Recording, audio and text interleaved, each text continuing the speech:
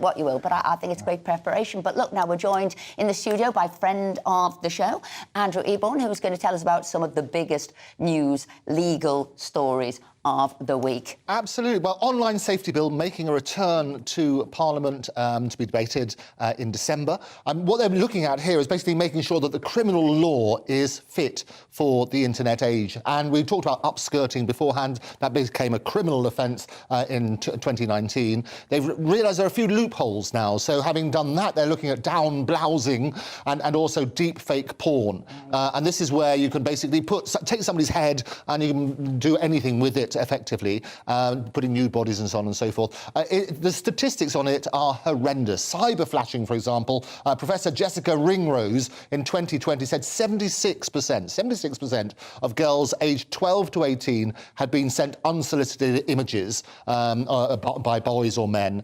And also the YouGov survey said about 4 in 10 of 18 to 34-year-old women were sent unsolicited sexual images. It's something that needs to be addressed, and it is being done. But I think that putting somebody's head, probably obviously a famous person's head, on something they've never done, never wanted to do, never been seen done. I mean, I guess it's about finances at the end. Somebody's earning money off the back of that by pretending they've got an X-rated movie of somebody. Yeah. Oh, absolutely, and it's both that, but also people do it to harass. So it's like revenge porn and so on and so forth. The key is to make sure that you deal with the mischief. The mischief is exactly that, and harassment and so on and so forth. The balance with the online safety bill is exactly that. It's between freedom of speech and people talking about legal but harmful and that whole sort of stuff, and the debate about that sort of side. But also, I can tell you, the internet... Should be going now. Well, legal but harmful's gone. I think the That's government's gone. going to strap. Yeah, exactly. That was the whole debate about that. I'm glad it took them a couple of years. I said that from the word go. Just focus on the children. Yeah. Focus on the bits that you can do, and let's not get caught up in something that we can't control. But this is the most important. Yeah, absolutely. So that will all be debated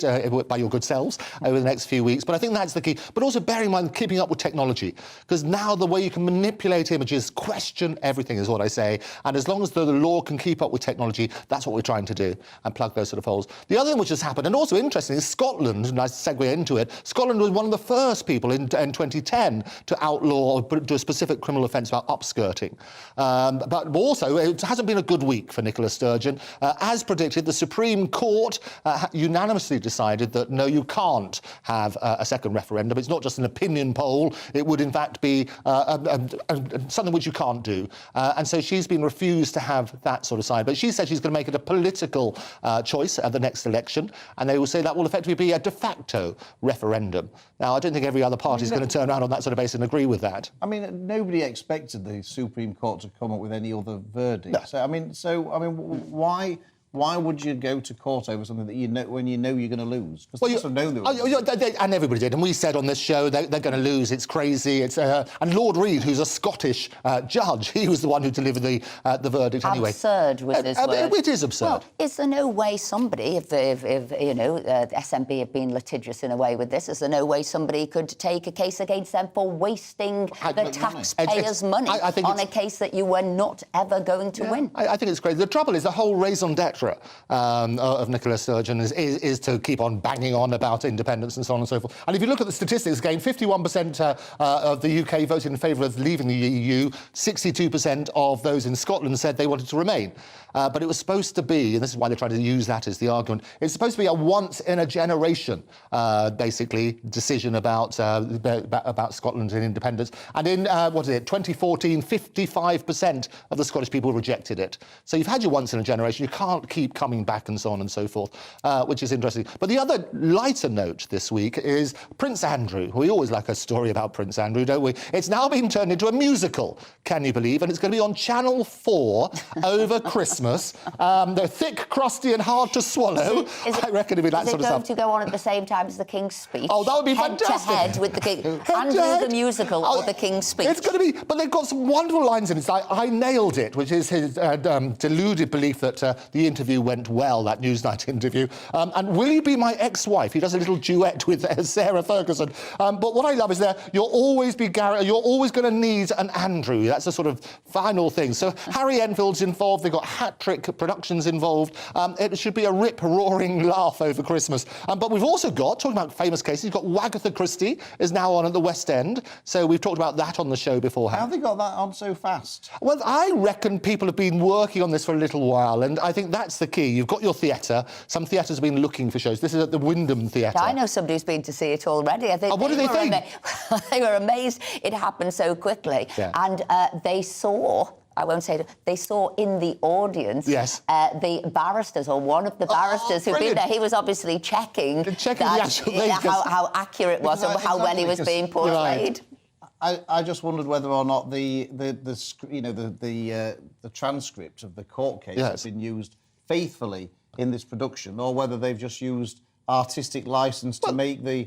They claim they've taken the 7 days of extraordinary testimony, and we analysed that on this very show, talking about Davy's locker and where's Davy's locker, where's he going to get it back, all those sort of glorious things. They're apparently all in. So I think it will be a fairly true representation. Well, your friends have seen it. What do they think of it? Well, they enjoyed it. Thought they were more impressed with who was in the audience, who was watching it. They're taking the notes, but as I said, one of the barristers was in the audience. And go on, what other ones? Well, also they've got the strange case. So this is movies are basically being made out of famous legal cases. There's a wonderful company down in Plymouth. We like to shine our spotlight on different areas within the UK. The Plymouth film company called Time Lock Productions.